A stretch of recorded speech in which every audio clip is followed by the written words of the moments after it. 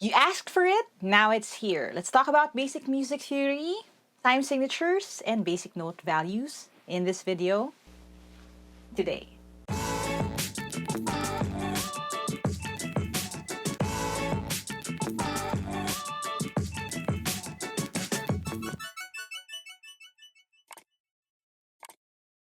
Hi there, thank you for checking out my channel. Thank you for clicking on this video. If this is the first video that you're watching from my channel, I make educational and motivational content. So if you don't want to miss any of my new uploads, don't forget to hit subscribe and hit that bell icon. Now, like I said in the intro kanina, today we're going to talk about yung first lesson natin sa mini-series na ito on music theory. We're going to talk about the 4/4 time signature and basic note values. But before we do that, let me just thank the sponsors for this video.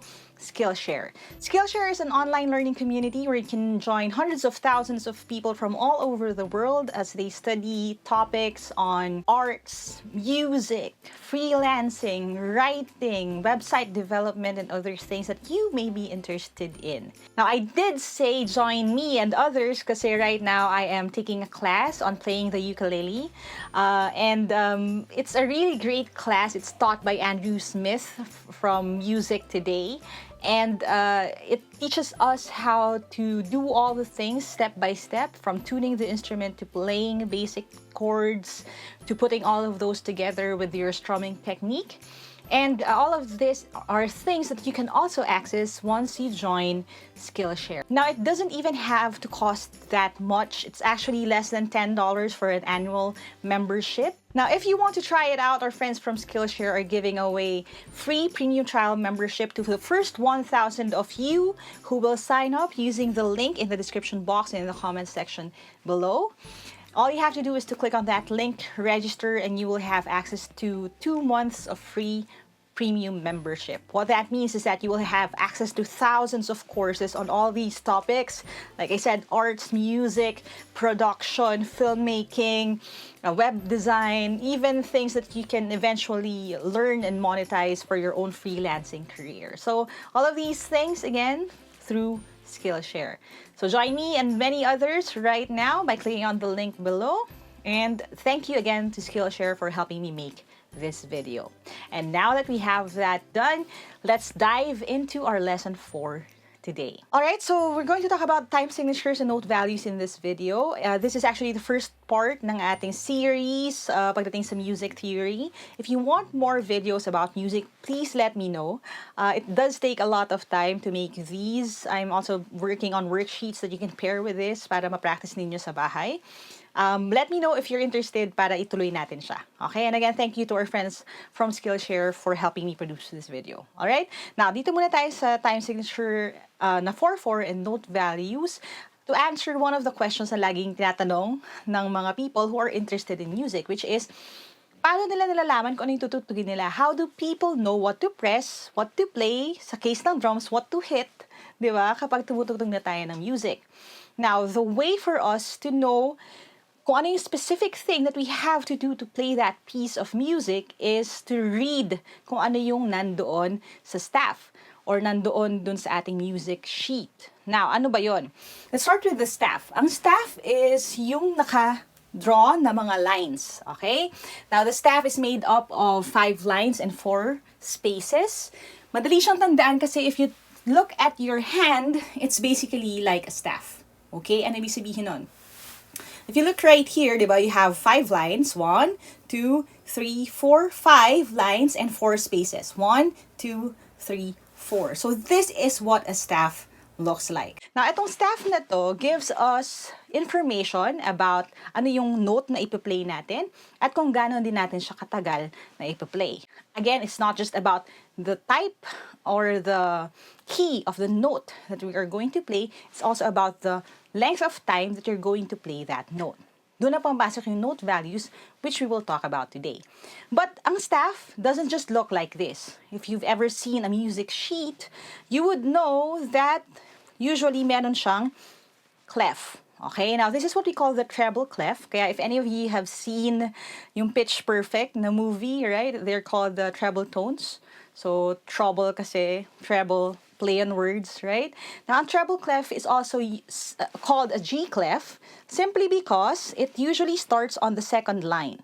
Now, this line right here is actually the G line. Okay? Ano ibig sabihin nun? The notes that are placed sa line na ito, okay, are played doon sa key na G. Okay? So, sa piano na yon, it's the note na G. Okay?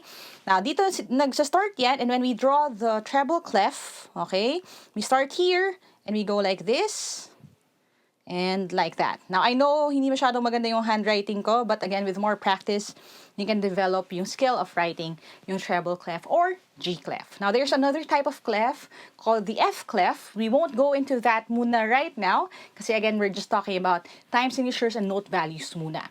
So, susunod na natin lalagay yung mga note designation when we talk about the scale. Alright, so if you don't want to miss that, don't forget to subscribe and hit that bell, okay?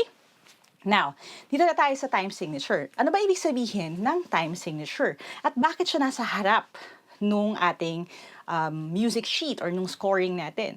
Now, ang time signature, meron tayong dalawang numbers dyan. May number sa taas at number sa ilalim. Most people mistake this as a fraction. Kaya, yung iba, ang basa nila sa kanya ay 4/4. Actually, mali yun. It's read as 4/4. Okay? So, walang TH. 4/4 lang. 4/4, 3/4, 6/8, at marami pang iba. Now, ano ibig sabihin ng mga time signature na yan? Now, each number has a specific meaning. Yung number sa taas, yan yung number of beats in a measure. Okay? So, ibig sabihin nun, sa loob ng isang measure, dapat may 4 beats. Now, the next question would be, ano ba yung measure? Now, ang ating staff ay nahahati by a vertical line like that. Now, kung meron ka ng vertical line, that means isang measure na yon. Minsan din sa mga pieces, naglalagay tayo ng number sa taas to indicate kung pang ilang measure na yon. Just so when we are practicing or reading yung music, alam natin kung saan tayo babalik, if in case we have to repeat certain things, or if we have to transfer to another part of the piece. Okay? So again, yung measure, pag meron ng vertical line na ganyan, isang measure na yon. And yung 4 right there says na sa loob ng isang measure, bago ka maglagay ng vertical line, dapat may 4 beats sa isang measure. Okay. Now, yung number sa ilalim naman determines the note value which receives yung bilang ng isang beat sa isang measure. Ano ibig sabihin nun? Yung 4 na yan, again, it has an equivalent when it comes to the range or the types of notes. Now, kapag 4 yung number sa ilalim, ibig sabihin nun, the quarter note, 1/4 quarter, okay? So, again, yung quart means 4. So, yung quarter note ang nakakatanggap ng isang beat. Okay? Now, anong ibig sabihin nun? Anong implication nun? Ibig sabihin, kung quarter note, yung tumatanggap ng isang beat, at kailangan 4 ang beats sa isang measure, ibig sabihin, just by thinking about it, ang 4 na quarter note ay mapupuno na ang isang measure. At ngayon na alam na natin kung ano ibig sabihin ng 4/4 na time signature, pwede na natin pag-usapan yung note values. Now, ano ba yung mga iba-ibang klase ng notes? We're going to start with the quarter note. Kasi again, sabi natin dahil 4/4 ang time signature, ibig sabihin yung quarter note ang tatanggap ng isang beat. Now, ano ba itsura ng quarter note? So, all we have to do is to draw something round here sa baba. Shadean natin siya. Tapos, meron tayong diretsong line na ganyan, pataas. Okay, so meron siyang parang stem. Okay? We call that a stem. Yan yung ating quarter note and it receives yung value na 1 beat. Okay? Sa 4/4 time signature. Now again, kapag iba yung time signature, kapag hindi 4 ang number sa ilalim, nag-iiba yung value ng quarter note. Ibig sabihin nun, again, kung 6/8 ang inyong time signature, 6/8 ha, hindi 6/8. 6/8 ang time signature, ang 8th note naman ang merong 1 beat. Pero for our situation, again, 4/4 ang time signature is the quarter note na nakakatanggap ng 1 beat. Now, yung mga kinds ng notes natin, pataas ay times 2 yan. Anong ibig sabihin nun? Kung ang quarter note ay 1 beat, ang half note, which looks like this naman, it's basically like a quarter note pero hindi shaded yung bilog. So, ibig sabihin nun, meron siyang bilog sa ilalim, meron siyang stem, pero hindi siya shaded. Ang value niya ay times 2 dahil umakyat tayo ng step. So, ibig sabihin, 2 beats para sa half note. Okay?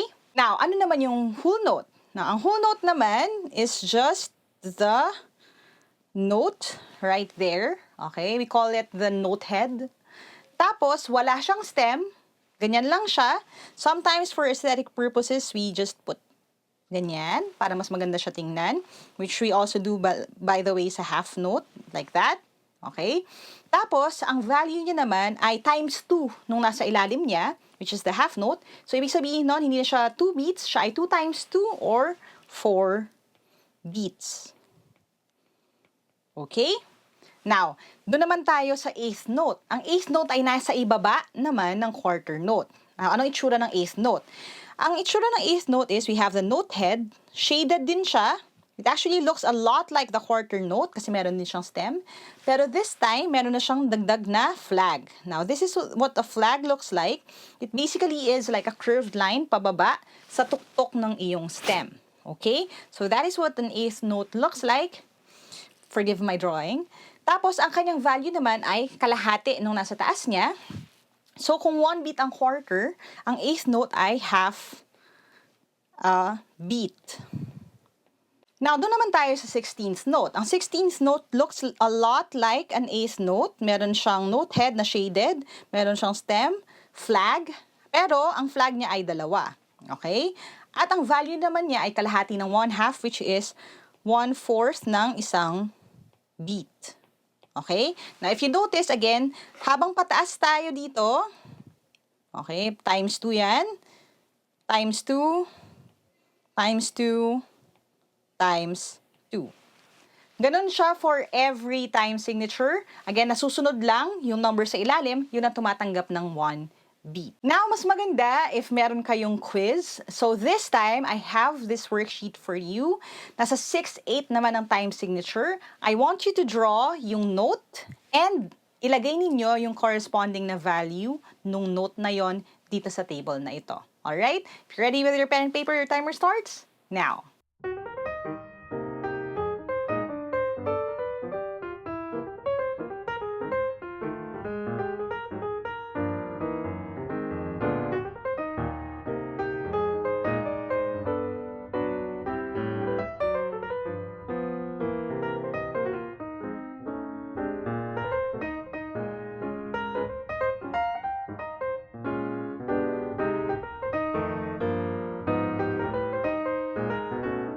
Alright, let's see how you did. So, iti-check lang natin. Again, ito-draw natin yung ating notes. The whole note looks like this. You have a circle.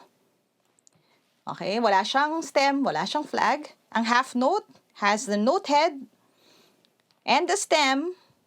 Hindi shaded, wala ring flag. Ang quarter, note head, shaded with a stem. Eighth note, note head, shaded with a stem and 1 flag. At ang 16th note ay shaded note head plus a stem and 2 flags. Alright? So, magkakamukha ba yung drawing natin? Now, you notice again, hindi nagbabago yung itsura ng note. Pero yung value niya, sa dami ng beat ay nagbabago, depende doon sa time signature. Ang time signature natin this time ay 6/8. So, ibig sabihin nun, ang eighth note ang tatanggap ng 1 beat.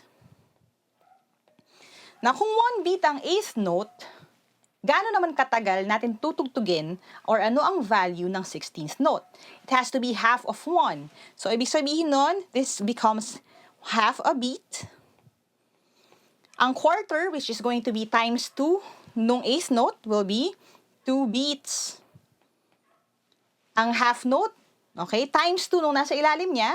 Remember how kanina nung 4/4, 2 counts lang or 2 beats lang ang half note, no? Pero this time, dahil 6/8 yung time signature natin, this will go to 4 beats.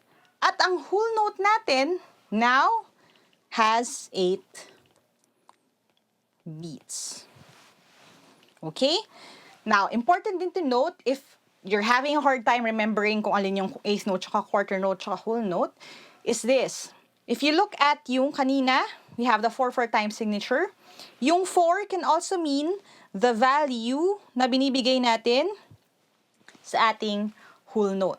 Okay? So again, ang whole note has 4 beats. And this time, pag 6-8, yung whole note has 8 beats. Okay? So that's just another way of looking at it.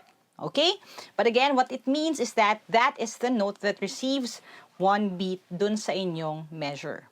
Now, ano na yung mangyayari kung meron na tayong time signature sa isang pyesa? Now, again, this will determine the number of notes na kakasya sa loob ng isang measure. So, if you're playing music at may 4/4 na time signature, magiging kombinasyon siya ng mga nota na pupuno doon sa 4 beats sa isang measure. Pwede akong maglagay ng iba-ibang klaseng nota. Pwede akong maglagay ng isang quarter note, dalawa pang quarter note. Okay? Tapos, dahil ito ay 1 beat na, 2, 3 beats, isang beat na lang ang kulang, pwede akong maglagay ng either isa pang quarter note o dalawang eighth note. Now, notice din na ang eighth note ay pwede nating pagdugtungin, okay, like that. So, it can look like that. Now, dahil ito ay 1/2, at 1/2, ito na yung bubuo nung 4 beats na kasya sa isang measure. There are different combinations. Basta ang importante, 4 ang total sa loob ng isang measure bago ka magkaroon ng vertical line to divide it. Now, paano kung bitin? Kasi isang buong kanta yung kinakanta ko. Marami akong gustong pindutin na keys dun sa kanta na yon. Idadagdag mo lang siya sa kasunod na measure. Ang importante again, per measure, dapat 4 beats lamang. Okay? Now, this time, I have a different quiz for you. Pagsasamahin natin lahat na natutunan natin. If 4/4 ang time signature natin, I have 4 measures dito sa next slide, and I want you to choose just one note, isang nota lamang na magpupuno doon sa measure na yon. Again, it has to be just one type of note, okay? Depende sa note value na yon na magpupuno ng measure na yon para masabi natin na kumpleto na siya. Okay? And if you're ready, your timer starts now.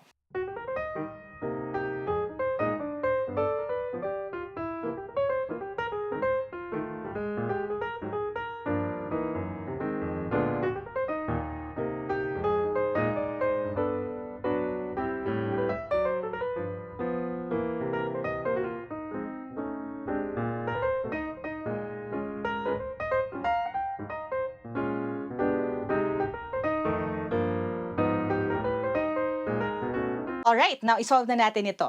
There's a bit of math involved kasi nag-a-add din tayo at minsan may fractions din. Kaya very important din na medyo okay yung handle ninyo pagdating sa fractions. Pero simple lang siya kung iisipin. Iisa-isahin lang natin lahat ng note na nandun sa measure na yon. Again, parang monotonous pa lang ang mga nota natin dito ha. Hindi pa importante yung tono niya. Doon muna tayo sa haba ng nota na yon or sa kanyang note value. Alright? Now, dito tayo sa una. Sa unang measure natin, meron kang half note which has 2 beats. So, meron ka na nung 1 and 2. Tapos, meron kang isang quarter note which receives another beat. So, 3 na siya. Tapos, meron akong nawawalang note. Now, if you notice, dahil meron ka ng 3, ang kulang na lang dyan ay isang beat. At dahil ang quarter note ang tumatanggap ng isang beat, ang ilalagay natin dito ay isa pang quarter note. Tama ba kayo? At dahil nagdagdag tayo ng isa pang quarter note, kumpleto na yung 4 na beats natin. So, 4 beats, isang measure. We can move on to measure number 2. Dito naman, meron tayong dalawang eighth note followed by a quarter note. Very important talaga ang recognition ng mga nota. Bakit? Kasi dito natin bibilangin yung beats. Now, yung eighth note natin receives 1/2 beat plus another 1/2 beat. Okay, dalawa kasi sila. Ibig sabihin na-cover na nila yung pinaka 1 na bilang sa isang measure. Yung kasunod na quarter note which has 1 beat as its value becomes 2. So, dalawa na. Kulang ka ba ng dalawa para mapuno yung measure na yon? Now, the question would be, anong nota ang tumatanggap ng 2 beats para mapuno natin itong measure na to? Now, kung quarter note ang merong 1, yung angat sa kanya would be the half note which receives 2 beats. Ibig sabihin, dito ang idadagdag natin is a half note. So again, hindi shaded ang kanyang note head, tapos meron kang stem. Okay? Now, that would give us beats 3 and 4. Now, dito naman tayo sa susunod. Now, sa susunod, if you notice, wala siyang laman. Okay? Wala siyang laman. So, anong nota ang may value na 4 beats agad? Isa lamang siya. Okay? That would be the whole note. So, drawing na natin yung whole note natin. So, meron tayong bilog. Like that. Pwede natin i-shade yung gilid like that. And we're done.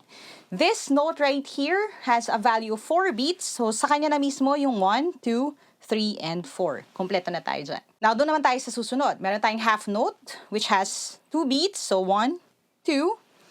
Tapos, meron kang eighth note. Okay, if you notice, nakabaliktad siya, pero eighth note din siya.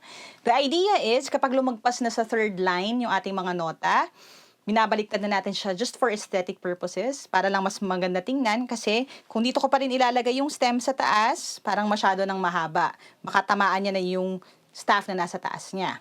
Okay, so, eighth note pa rin po yan, kasi tingnan nyo, meron ka note head, stem, and isang flag. Now, ilan yan? That is 1/2, right? So, meron akong 2.5 na, plus itong quarter note, which gives us 1 beat. Okay? So, ibig sabihin nun, dito, meron ka ng 2.5, 3.5. Okay? Now, ano mangyayari dyan? Kung 3.5 na yan, kulang ka na lang ng 1/2 para maging 4. Ang idadagdag na natin would be another eighth note. This time again, note head shaded, stem, and a flag. That would add another 1/2, which means dahil itong half 1 at half ay 2 na, kumpleto na tayo dun sa 3, 4 beats na kailangan natin sa loob ng isang kanta. Okay?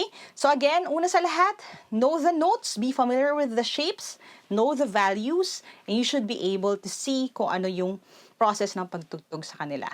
Or at least pagbibilang sa beats. Diyan muna tayo magtatapos. Okay? Alright, I hope you learned something today. If you did, click thumbs up. Make sure that you share this video with your friends if you feel that this is something that they will be interested in. Again, this is just the first part of our series on music. So if you want to catch the next few videos, don't forget to hit subscribe and hit that bell icon. Let's thank our friends from Skillshare for making this video possible, for helping support this channel too. So again, if you're interested to join this online community of learners and learn anything from arts, music, web design, writing novels, filmmaking, editing, and stuff like that, go ahead and check out Skillshare. It's actually very cheap. It's less than $10 a month for an annual membership, but this is your chance to join for free. There is a link in the description box and in the comment section for the first 1,000 of you who will sign up to get access to free premium membership. All right, now I hope you had fun. I had fun too. Music has always been one of my passions, and we'll keep this conversation going. So again, if you want to reach out to me directly, go ahead and message me on Facebook. It's www.facebook.com/Team Lyqa for more information. Let me know if you want me to cover other topics, if you want me to go and spread itong lesson na to up until makapagtugtog tayo ng basic pieces sa piano. Let me know. I will teach you everything I know. All right? Thanks for watching, and as we always say sa channel na to, never stop learning. Adja, kaya niyan. I'll see you in the next video, and bye for now. Alright, thank you for sticking until the end of the video. If you want to watch something else, learn something new, go ahead and click on the video right here. And if you want to get to know me on a more personal level, my second channel is right here. Click on that face right there to subscribe. See you soon.